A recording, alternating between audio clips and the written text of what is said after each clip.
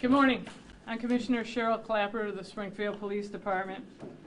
We're here today to announce the results of two significant investigations that led to the seizure of actually 9 firearms. We had 8. We had a seizure this morning. Several high-capacity magazines and 5 arrests. I'd like to thank and introduce some of our partners who are here. Chief Doug Bartlett from the U.S. Marshal Service.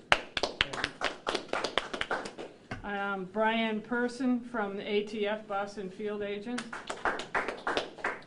Lou Weirs from the Sheriff's Department. Mayor Dominic Sarno, Mayor of Springfield, and Captain Brian Keenan.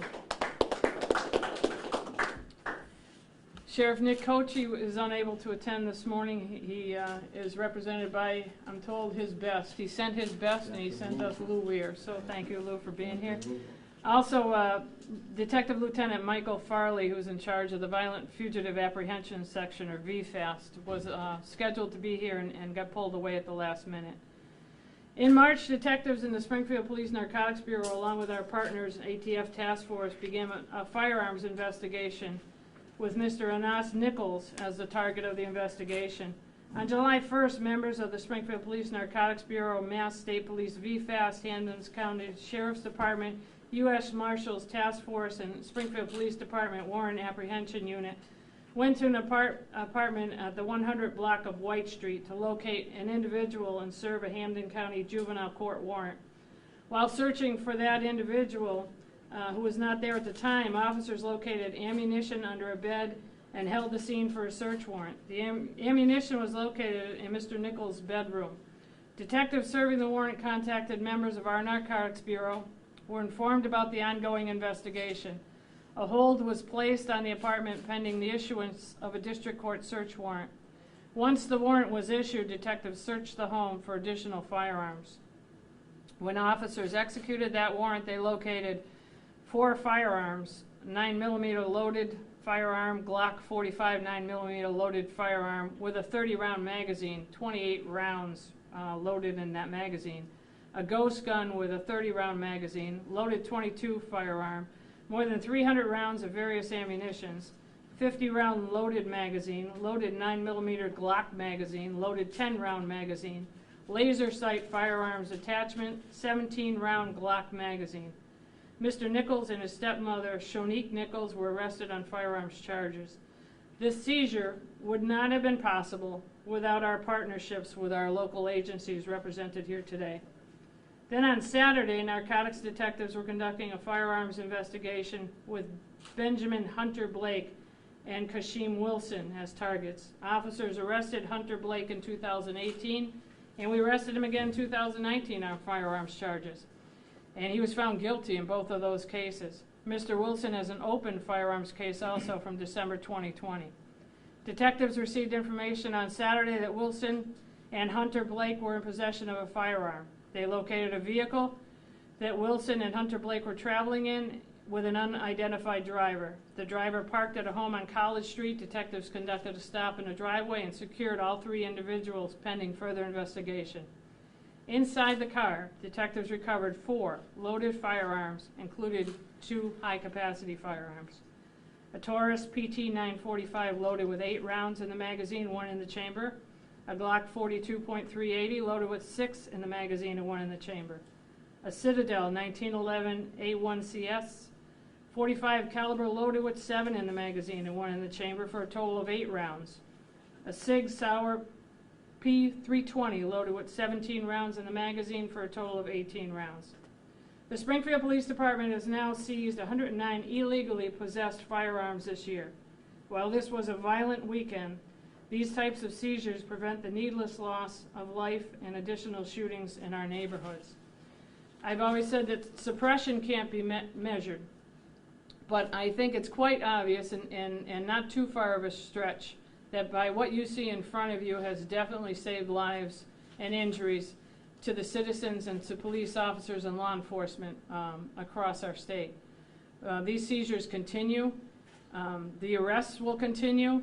The disappointment is that the arrests are sometimes numerous on one person before any incarceration is achieved. That's led to a lot of violence not only in our city, but across the country this weekend. Violent crimes, and especially assaults with weapons that you see here in front of you, are on a tremendous increase. I think we have to look at what we're doing wrong. We look at police reform and reforming our police departments. We have to start looking at courts and incarceration rates and what's going wrong here, because there are definitely things going wrong. But what's going right is the support of my mayor, and I'd like to introduce him now to say a few words, the Honorable Mayor Dominic Sarno. Mayor, thank you. Thank you for being here. Thank you very much. To Commissioner Clapprood, and again, I deeply appreciate and fully support your continued strong leadership for our residents and business community here in the city of Springfield, and all our men and women in blue. To Sheriff Nick Cochi, my dear friend, Captain Lou Ware, he's higher than that now, but Lou, and to our partners on the ATF and U.S. Marshals, and to Marshal Gibbons, please tell John that I said hello. Good guy, great ball player in his day. The Captain, Keenan, Brian Keenan, Keno and team, since he's taken over narcotics 2 to 3 years now. Outstanding work that has been done to the whole team. I deeply appreciate it. Let me put across right off the bat. Overall crime in the city of Springfield is down by 9%. That's a testament to all our preventative programs and, of course, the brave and dedicated men and women in blue. What is up is what's before you right here. Felony assaults, guns, guns, guns. And the police department, my police department, is out there every day, making arrests and making raids with not a lot of fanfare, getting the job done. But what drives us crazy, and what Coach Bill Belichick would say with the Patriots, to the courts, do your job. Again and again and again and again. Repeat violent criminal offenders being let go through the revolving doors of the justice system here in our court system. I'm talking about that 1 or 2%. We're all for empowerment. I'm all for rehabilitation and sponsor those types of programs. But for these repeat, violent, poison-dealing, gun-toting criminals, everywhere I go in the city, every nook and cranny, you know what they say to me, no matter what creed, color, background? Mayor Sarno, Dominic, we want quality of life. We want peace and quiet. Why are these people back on the streets after we work with your police department? So that's the key here. That's the key here. What you see is the hard work that my police officers put their lives on the line. These public safety officials put their lives on the line to keep our streets and neighborhoods safe and clean. They want to go home at night, too. So what I ask, and you could see Commissioner Clapprood spoke of the jackets on some of these individuals. Prior gun charges, prior gun offenses, prior gun felonies, you name it. But yet, and I'm going to keep saying it, and I know that pisses off some in the court system and the judges, but I have to stand up for my residents and business community. And I'm not saying all, but you can't keep doing this all the time. Be a good boy, be a good girl, because they're going right back out there, whether on bracelets or monitors, doing the same mayhem. How many times does my police department, of brave and dedicated men and women in blue, have to arrest these individuals? Great partnerships that we have on the state and federal level. And we're going to continue our crackdown, whether it's these violent criminal offenders or quality of life issues, which I would ask our courts to stand up to also when I hear from my residents and business community. This is a team approach where people can be helped and it's not violent or hideous. We will help them find a better path. The sheriff does no better job, let me tell you, Sheriff Nick Cochi, what he does up there at the Hampden County House of Corrections.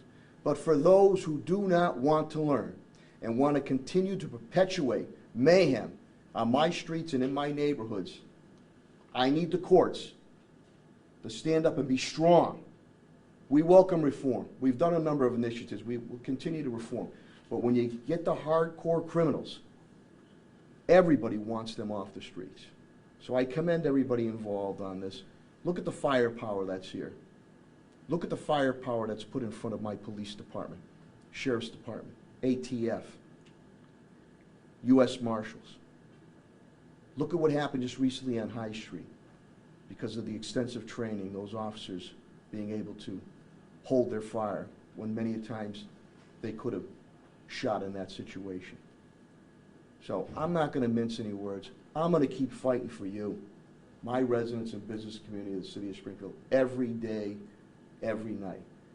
And if some people in authority don't like it, too bad, because I answer to my residents and I answer to my business community. So Godspeed to all the public safety officials here. I deeply appreciate what you do day in and day out. And let's continue to move forward. Thank you very much.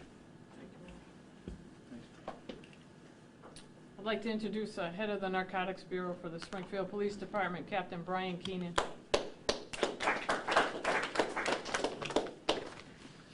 Thank you, Mayor. Thank you, Commissioner.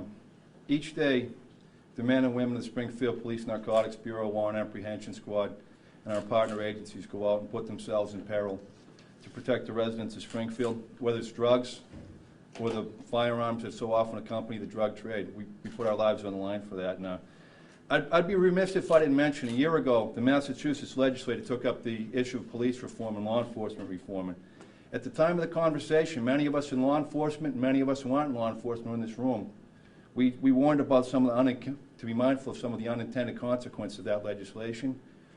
What you see on the table in front of you and what you see across America are some of the unintended consequences of that legislation. Irrespective of the obstacles that face the Springfield Police Department, our partner agencies, I want to assure all the citizens of Springfield, the business community, and the people that visit Springfield every day, we're going to be out there no matter what happens, doing our very best to protect you. Thank you.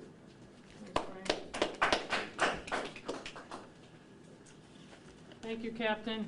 At this time, if there's any questions in regards to what we've presented so far, we can take those.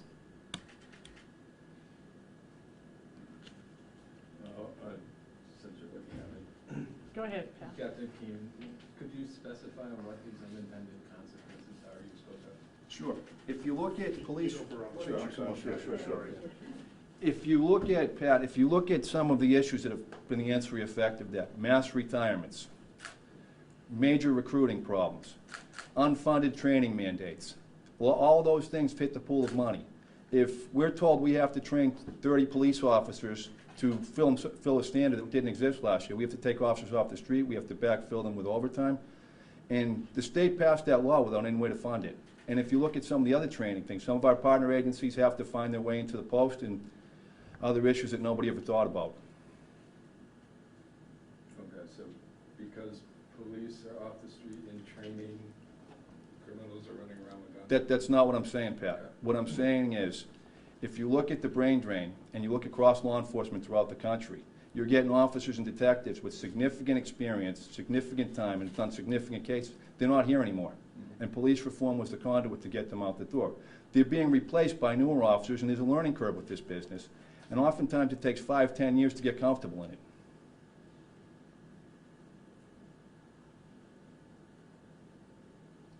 Pat, I got to say, though, the unintended consequences, you see the firepower here, and we welcome reform, we keep doing initiatives, but when you see the firepower that you see right here, with reforms or initiatives, it should be cut and dry with our court system.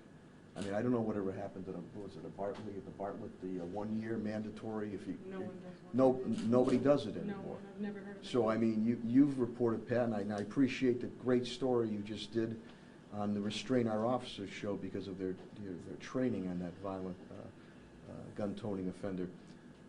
But you see many a times, that's why I'm so adamant about it, people carrying guns like this, let go. On a bracelet, a monitor, a low bail. Somebody shows up at his place over there, and a group, they just bail out. With no, first they shouldn't be out, But some of the individuals that are getting bailed out, where they can be helped and saved a better direction with Sheriff Coaching, they go out with no structure whatsoever. What are they gonna do again? They're gonna go back and do what they did before.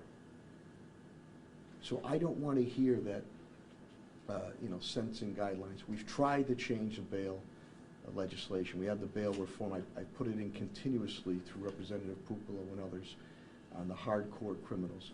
Governor Baker has put in a dangerousness bill. It doesn't seem to get any traction with some in the legislature. So when the judges say, hey, change the laws, well, that's what I'm trying to do. But it should be cut and dry on this. I mean, if you're going to continue to let these individuals out, and Commissioner Clapper spoke about the jackets on these individuals, somebody's going to get hurt. Somebody's going to get killed. Innocent or not, I didn't want to see that happen anywhere. So we're going to continue, again, SPD, they're out there every day making arrests and making raids and partnering with our state and federal officials, and we're going to continue to do it. And I'm going to keep banging on that door at the courts. I'm going to keep banging on the door because, again, I answer to the residents and the business community of the city of Springfield, and I'm going to continue to stand up for them and our police department as we continue to move on initiatives Commissioner Clapper has put forward and reforms. But it's got to be a fair and balanced approach.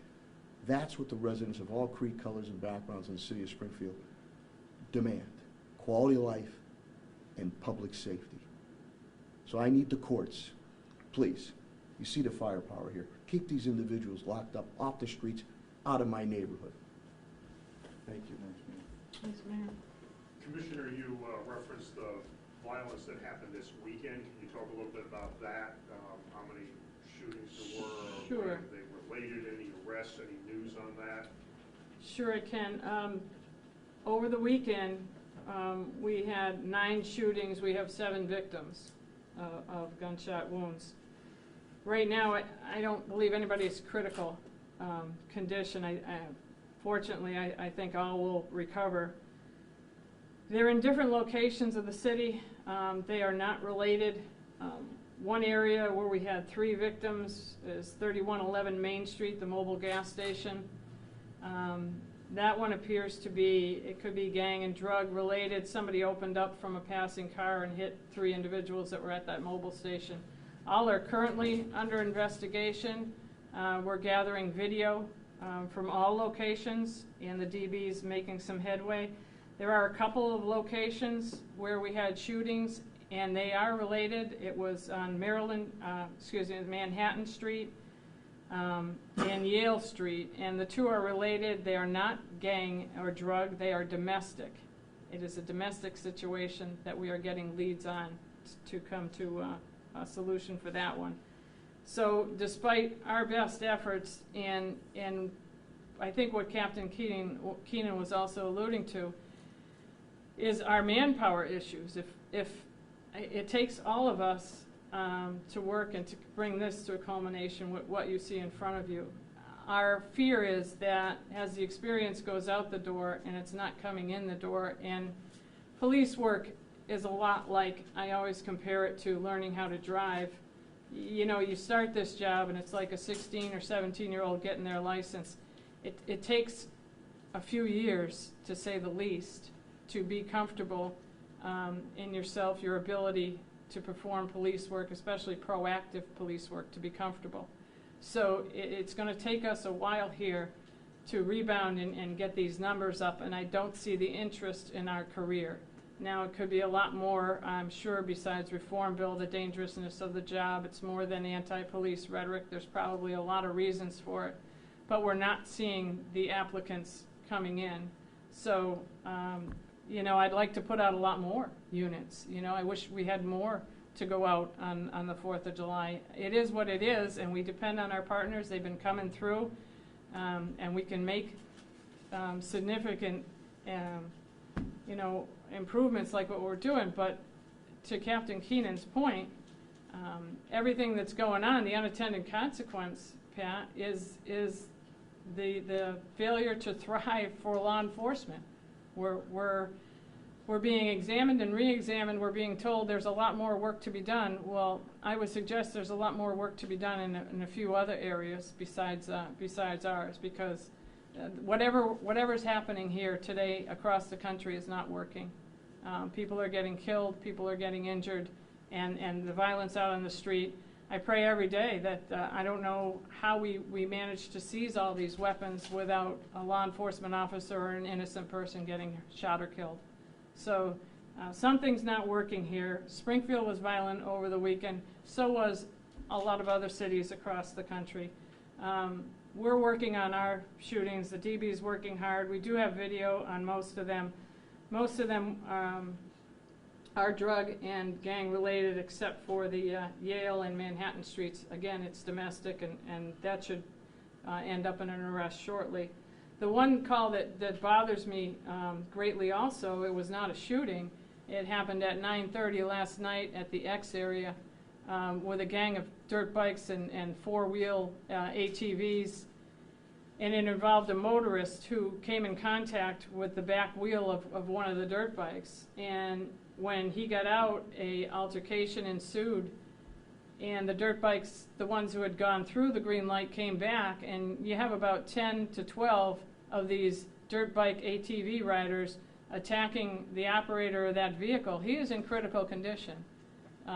They beat him severely, and they hit him with their helmets, and it was a terrible attack. We are getting some bolos out on some of their vehicles. Some of the four-wheel ATVs are very distinguishable, so I hope that the public can help us out. I'm going to have Ryan Walsh post some of those pictures on our Facebook page, and if anybody can help us out, please call the DB, the Detective Bureau, 787-6355, with any information to who owns those ATVs, and that's being investigated as we speak also. But this is what's going on, and it's not just Springfield. So we're pressing as hard as we can. I had special details out. I will continue. We'll work with all of our partners, because we're not in this alone. We can't be in this alone. It's dangerous out there. It's busy out there. So we also need the public's help. And this would be one that we could greatly use your help in identifying these dirt bike riders, another issue that we deal with on a daily basis. Is there any other questions? I just want to let you know the Eye in the Sky will continue to partner with our state police and the helicopter unit on these dirt bikes. You know, we had a wonderful 4th of July spectacular, Spirit of Springfield. Thousands, I mean 20s of thousands of people down the riverfront. No issues whatsoever. Beautiful interaction with the police department and residents from all over Western Mass and beyond. No issues whatsoever. And our officers show much compassion too, just some months ago, with saving of that 3-month-old baby, and the compassion they show, how quickly they can turn it off and turn it on to save lives. On the manpower and women power, I will continue to do academies, but academies take time. We do very much proper training, but as Captain Keenan indicated, there has been an onslaught of retirements that have occurred not only in Springfield, but across the country. And I'm not talking about individuals, he or she, that their time has come for retirement. They're leaving, some with limited numbers of years, because their family members want them out. I still consider policing and a police officer as an honorable profession and sentinels of peace. And we continue to work hard. Commissioner Clapwood, I commend her on the initiatives she's put forward, DOJ, many of the reforms we put forward, and we're going to continue to do that. But you've seen the massive increase of violence occurring across the country. Here in Springfield, again, overall crime is down 9%, except for what you see in front of you. Felony assaults, guns. And what those individuals did to that motorist on the dirt bikes, there is no sense of respect nor responsibility. And if that's not going to be instilled the normal way, it's got to be instilled in a different way with judicial efforts and incarceration. And I hope and pray that that motorist recovers. So when people say, well, the Chapter 90 violations, or it's a quality of life violation. Broken window theory. Broken window theory. Get on top of it right away and send a message. And we've gone away from, we haven't gone away from that, but our judicial system has gone away from that. So, I just, we're gonna keep doing our job. We don't make any excuses. We'll go out there and keep doing. If there's an issue, we will deal with that issue. But we're gonna keep standing up for the residents and the business community in the city of Springfield. And again, I'm so thankful to each and every one of our federal and state partners. We cannot do it alone. You've been fantastic. And if we have to move some of these cases and kick them up to the federal level for stiffer sentences, we will. Commissioner, you mentioned the manpower issue. Have you been in touch with the 3 other communities that are involved in the SAFE partnership? Have they had similar manpower issues where they're dedicating a full-time officer? And just wanted to ask. They don't, yes. Plans to proceed with that possibly in the future with Springfield Police Department? Yeah, absolutely. They don't have the call volume I have, and they might have manpower issues also in filling some of their positions. I know all the other local police departments have reported the same.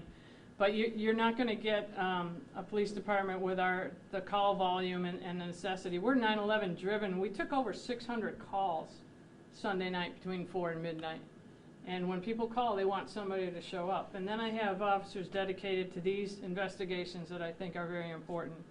What I gave to Project SAFE was more than one man. I gave them Ed Kalish, Sergeant Ed Kalish, as a conduit between them and the department, and offered them narcotics. We did 6 warrants with them. We did several affidavits for them. We did several arrests with them and helped them in many ways that whenever I could, I certainly will. So if and when we're up to speed and I can give them somebody full-time, but we help them initiate and organize, and I will continue to help them. I'm all about taking guns and people off the street. They made some great arrests, so sure, whenever I can, I will, but there's not too many police departments this side of Worcester to take our call volume and the necessity for, we are also a young department. I would venture to say that 60% of our officers definitely have less than 8 years on the job. I have officers on days with 4 years on the job, so I'm not going to strip anybody of any supervision right now. We're on the federal task force, FBI work. I We have task force. I have 7 officers assigned to other task force. Yeah. On the federal Yes. level. Yeah. And we want to make sure we continue with our quality of life approach, the ordnance squad, flex squad, which is very, very popular in our neighborhoods, and the other special hotspot details.